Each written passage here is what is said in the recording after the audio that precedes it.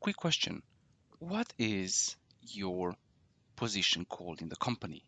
I know you're the testing guy or girl. I know you're the person who is responsible for quality, but what is written on your resume, on your LinkedIn profile? What exactly is the position called? You may be a little bit confused because you might think, okay, there's two or three kind of positions. I mean, you have testers, you have quality assurance engineers, you have the test automation people. Well, I'm going to show you that I'm going to show you a really nice list I found on the internet where you have more than 100 different um, names for a tester. And this is the URL.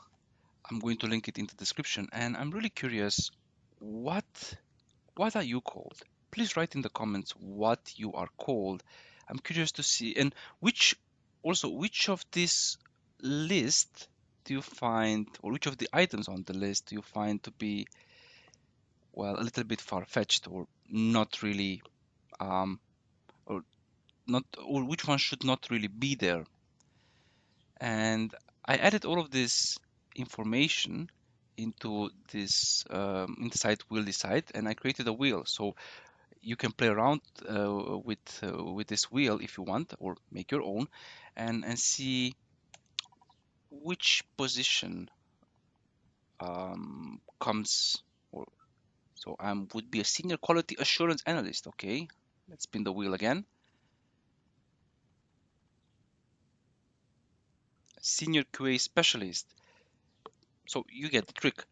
Have a look and write in the comments. I'm really curious to see what the YouTube community wants to say or has to say about this topic. For me, it should be really simple.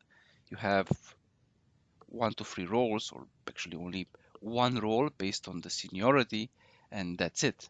But that's my opinion. Have a look, write in the comments, and as always, thank you for watching the video, and I'll see you in the next one. Have a good one, and bye bye.